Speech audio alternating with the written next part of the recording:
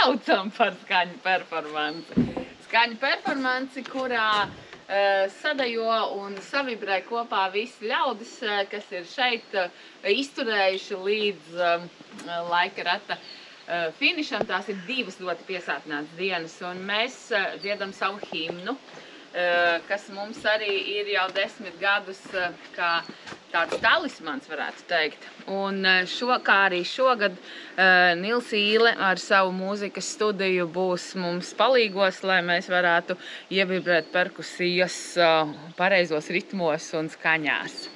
Šim gadam būs īpašs notikums, jo mēs veltam šo te 10.